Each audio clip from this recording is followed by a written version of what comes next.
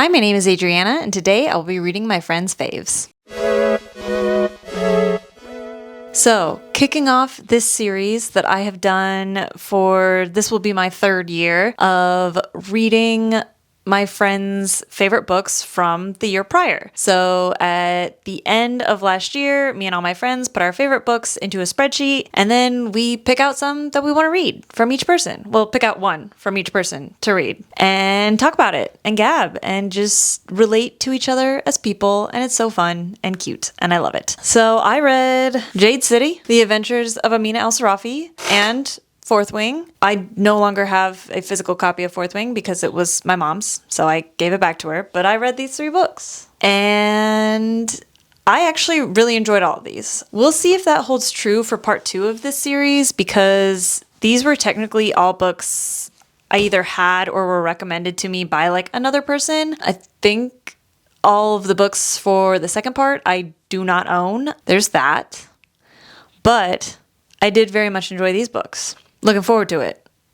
Let's jump all the way back to January so past Adriana can start talking to you about these great books. This might be a little bit of cheating, but I'm currently reading Jade Legacy, mostly because I want to, but also this was listed as one of Ashley's faves of 2024. I don't even know what year we're in. So yeah, I read Jade City from her 2023 list like a couple months ago, and I really want to read the third one because I'm really enjoying the series. Only being 11 pages in, I don't have that much to say about it, but I am excited to jump back into this world and just see some stuff. Definitely excited about that prospect, but it is a very chunky book, so I'm hoping that my love of this series will have me reading very quickly, because chunky books scare me a lot. Okay, I am a third of the way into Jade Legacy. I've also caught a little bit of a cold, so I'm gonna sound a little nasally. I'm sorry. I'm gonna try to get through this as fast as I can. Because basically all I have to say is, wow,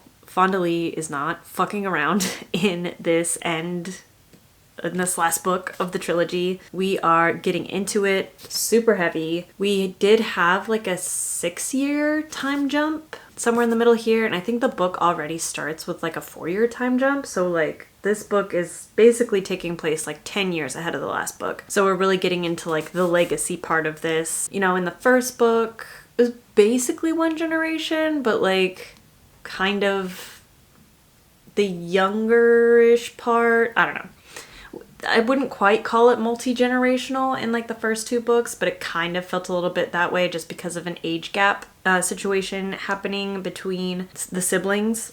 In this one, we're definitely starting to see like the new generation of like Hilo's kids, and just like the next generation of like clan leadership is starting to have kids like age into like teenagehood and adulthood and all of that good stuff. This is definitely more like political drama than it is like, there's still a little bit of action in there, but definitely more so on, you know, people talking in rooms is really where this book shines and where I have found the most enjoyment in it, and seeing the growth of all of these characters and their leadership styles and what they're doing and how much of a mess their personal lives can be because they spend so much time focusing on work and not who they are as people. I don't know what else to say. This book is very, very good. I am adoring it. I'm loving it. It's so good. Yeah, I want to keep chunking through it, but like, this is a very chunky book. It takes a while to get anywhere, but for being as long as it is, I just feel like the pacing is so perfect. Like, I always feel like there's something going on, and like we're seeing the consequences of like actions being foreshadowed. I got a little bit of brain fog, so I'm not quite sure where I'm at this point, but I'm gonna keep reading. I need to make an update before I just power through and finish this freaking book. It's so good. We've had like even more time jumps, so now we're like 20 years after the start of Jade City, the first book, and it's just insane how attached to these characters I've become. I mean, it makes sense. Like, I've basically watched them live their whole adult lives. Not whole adult, but like, I've watched them live their adult lives for 20 years of book time. I care about these characters so much, even though they're kind of not good people. And if I lived in this world, I would probably be ethically opposed to them. So it's just kind of like insane how Fonda Lee has turned my politics around and made me cheer for someone I wouldn't normally cheer for. And I have about 200 pages left, and I just don't know where this book is going to end up, because this is the last book of the trilogy. I'm just so curious to see where the chips fall. I love this world, and this is so cool and interesting, and I love this book. I love this trilogy. Thank you so much, Ashley, for giving me the kick in the pants I needed to actually start this, because it is so freaking good. Currently have a friend over to the house because it was my husband's birthday this weekend. They're watching football. I'm gonna read while they're watching football. So maybe, I don't think I'll finish this book today, but I will definitely finish it early in the week. Has it been a full week since I finished this book? Yes. Yes, it has. But I needed time to recover, to recuperate emotionally, mentally. The last third of this book devastated me in the best possible way. In true Ashley fashion, I legitimately cried. Here is a picture of the tear rolling down my face. This book is such an incredible send-off to the series. Like, Jade Legacy, like, we are truly digging into the legacy of the people we started off this series with, what it means to have a legacy, what do we owe to the generation ahead of us, how do we approach that if we feel like we're not handing down our legacy in a way that the next generation deserves. Like, just so many big thoughts and feelings that my tiny little brain could not handle all at once. So just truly excellent. This is just a truly excellent series. And again, I think I've said this like a million times, but I just have to thank Ashley so much for putting this on her list, for giving me the push I needed to jump into this series. Like, even though it is very chunky and scary to read, to be confronted with this many pages. Like, so good. Excellent. I need to go back and read Fonda Lee's backlist.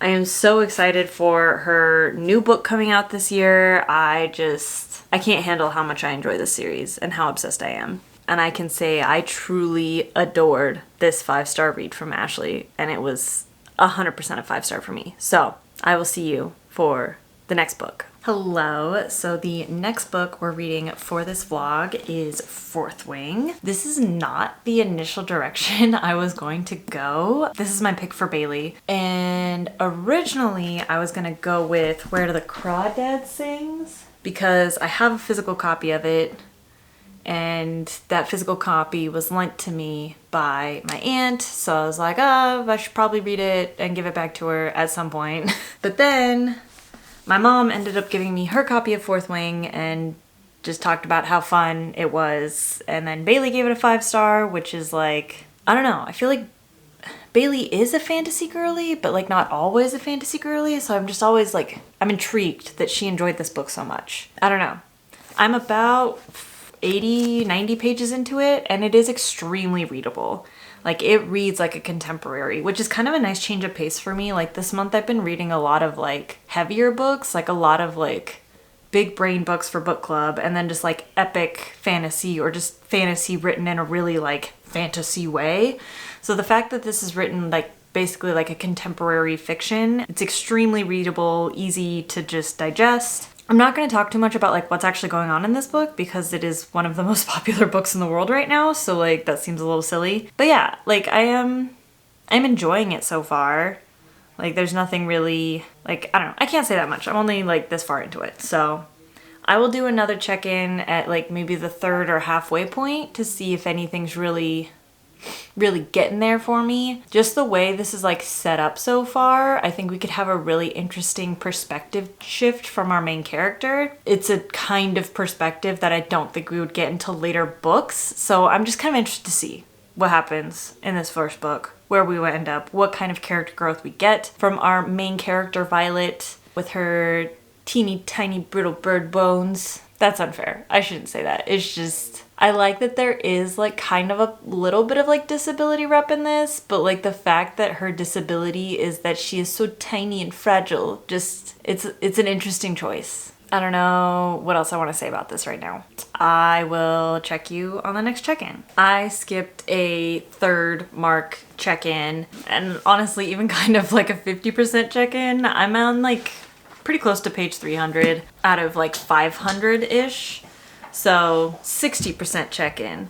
And like part of the reason for that is this is just like so readable. I've been like ripping through it so fast. The other part of it is like I don't really have anything to add to my initial thoughts. Like everything I read in the first 80 pages I think set me up pretty well to just know how I'm gonna feel about the rest of this book. This book feels like a Sunday drive. Like you're just out, it's breezy, it's, you know, nice weather, you're just kind of vibing. It's not a roller coaster by any means, it's not got like anything crazy going on, it's just like a nice, fun, readable book.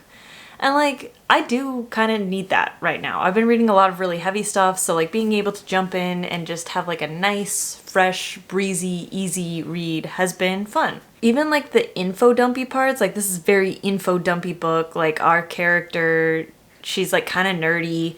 So like she'll just do like these major info dumps and like in her brain as like a coping mechanism to like deal what's going on in the world. So like obviously the author has like put a lot of like thought into this world and she really wants you to know what is going on in the world. And I think, I don't know if this was Rebecca Yaros's like first book, but like it's kind of giving like maybe this is her first like big fantasy world that she has built and she really wants you to know everything about it. And like that's just not necessary for like most fantasy books. Like it's good as an author to really have like all of these bits and pieces like really delved out or really like solidified like in your mind as to how this world works so that you can have people interacting with the world in different ways.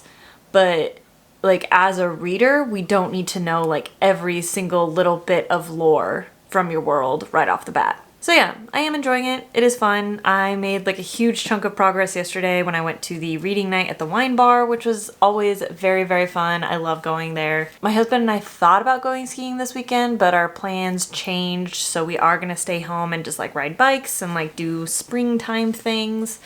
So I may be able to get some more good progress done. We'll just have to see. But it is Friday. I need to do some work. I need to go to the gym. And then we're just vibing this weekend. It's a vibey weekend for a vibey book. All right, I finished this bad boy this morning. I will say, just infinitely readable. You can tear through this so fast. I do think I like where we ended up. I'm just not prone to enjoy a lot of the tropes that romantasy introduces. Like I hesitate to call it age gap because there's really only like a 2.5 year difference between Violet and Xaden, but there's definitely like an experience gap, a power gap, there's just a gap in their life stages that I don't enjoy in romance. I don't enjoy intellectually, I guess. I still enjoyed a lot of their romance. And again, intellectually, I don't enjoy the kind of like bully romance. It's not quite a bully romance, but like they are pretty mean to each other for like a lot of the beginning stages of like this relationship, which I also don't intellectually enjoy. I think overall, I'm gonna give it like 4 out of 5 because, like I said, I read it, I tore through it so fast. I enjoyed my time reading it. It's just like intellectually, it's not something I am prone to like really loving deep down in my soul. I am not like jonesing to step into the next one. I will probably not think about this a whole lot, but something I do really like about this book is like the community around it. Like I said, I took this to that reading at the wine bar night a couple days ago, and like the bartender was talking to me about it, and like these two gals I was sitting next to had like heard about it and were asking me questions about it. So like it's cool that a book is engaging so much of like the general population rather than just like the online bookish community. It's been a while since I've like read a book that's so like well known and beloved outside of the bookish community. Like obviously I go to book club and we like talk about a book that we all really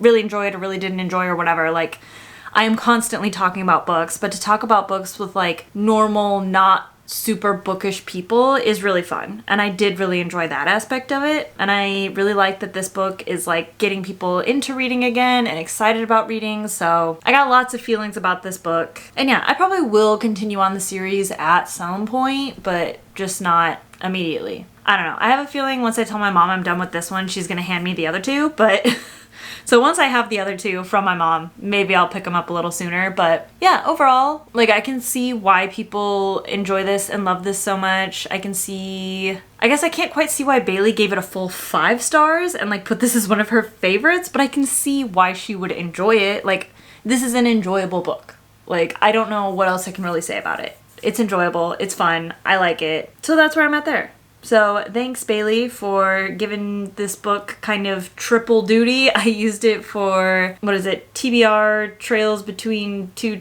Tales Quest?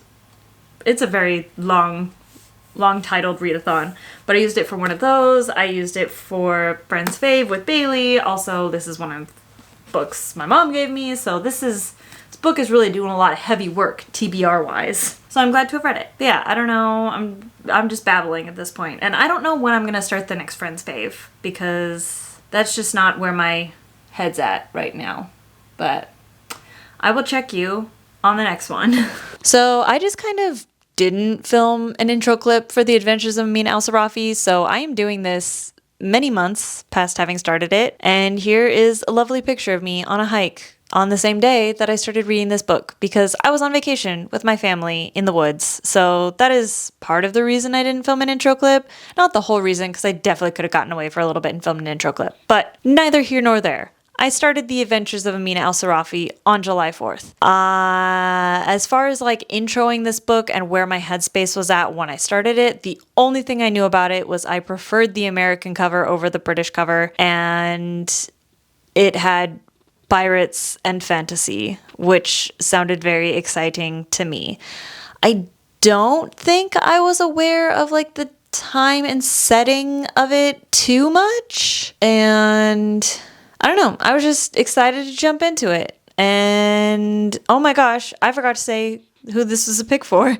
This was the pick for my friend Danielle from Danielle Reads here on YouTube. She has pretty excellent taste in books. She reads a ton of books, and she also sells books. So I do value her opinion, even though I feel like we don't always necessarily align, because she is like a big brain book person, and I don't have a big brain for books in the same way. But I was excited to jump into this. I was intrigued by pirates and fantasy and how that came together, and I was only slightly intimidated by how chunky this book was. So with that, I will let you see my later check-ins. I'm at the halfway-ish mark of The Adventures of Amina Al-Sarafi, and I would have liked to have done a 33% check-in, but quite frankly, I forgot. So we're doing a halfway check-in. It's taken me a long time to get into this book. I started this book on July 4th. It is currently July 14th. So it's taken me 10 days to get halfway through. I don't think this is necessarily the book's fault. You know, I was, as you saw in like my introduction of this book clip, I was like away on vacation with my family, so I just didn't have as much time. And then like last week I was traveling for work, so again, didn't have as much time. But it took me a while to like get into this book, but I think now officially at the halfway point, like I'm locked in. I'm in it, I'm on it. I don't think it'll take me another 10 days to finish it, hopefully. So I am really enjoying it. I know much more about what this story is versus when I started it. I guess like this is fantasy, but I thought it was gonna be like, I guess more like high fantasy. I knew it was like pirates, but I thought like it didn't take place. How do I want to phrase this? I'm really struggling right now. Like it's also very much like historical fiction. in a way that these are all real places from what I can tell of like the Indian Ocean in the 1300s. And there's a lot of reference to, and like all of the characters are very like involved in like the different religions of the time. So it's a lot more historical fiction than I think I was originally anticipating. And I think somewhere in the depths of my memory I knew that this was like an older protagonist, but it is really fun to like read from the point of view of like a very like established and just like an adventurer whose knees hurt sometimes. Like, as someone who's getting a little bit older, it's nice to see that happen. Should I talk about what this book is, or should I just keep talking about things and not giving you any context for it? I don't know. I might just keep talking and not give any context. I think as much context as you need to understand this book is like 1300s piracy, a couple dashes of fantasy mixed in. I think that's enough context. And I think that should be enough to like hook you in. Because once I realized that we are doing like real historical fiction with some fantasy elements in this era of history that I don't have a lot of experience with, I was ready. Not ready enough to actually like read the book, but you know, ready enough to want to read the book. But yeah, I think that's my halfway check-in. I am very much enjoying it. I'm just enjoying it slowly, which happens sometimes. We'll see if I enjoy the second part more quickly. I'll catch you at the final check-in.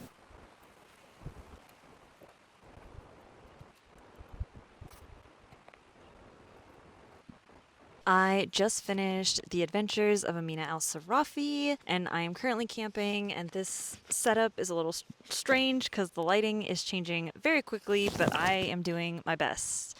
So I very much enjoyed this book. I think I pretty much binged the last 100-ish pages today, and that really did it for me. Like, the last 100 pages of this book is excellent. The first 370 I struggled with a little bit. I don't even know. Like, I was on a video call with Ruby from Ruby Red, and her spouse Connor was on, and they and I like talked a little bit about it, and they warned me that like, because I was still pretty much at the beginning of the book, and they said that like the middle of the book is kind of slow, and I feel that having read it, but I can't explain why it's slow at this point, because there is almost constant action. Like, we don't ever really just sit and vibe with the characters. They're always on the move, they're always in some sort of fight, they're always trying to solve some sort of problem. So I don't know why like the middle of this book feels so slow, but it does. But I'm very, very glad I read it. I would probably give it 4 stars, 4 to 5 stars. Like, it is very, very good. I think for most of the book, I would have been at like a 3, but those last 100 pages, they got me. And I would very much be interested in a sequel of this book, like, especially with everything that happens. But I think intellectually, I like this book for the same reason I think a lot of other people like it. I like that it has an older main character. I like that we have a character who is a mother, but like her not her entire identity is being a mom or being a mother.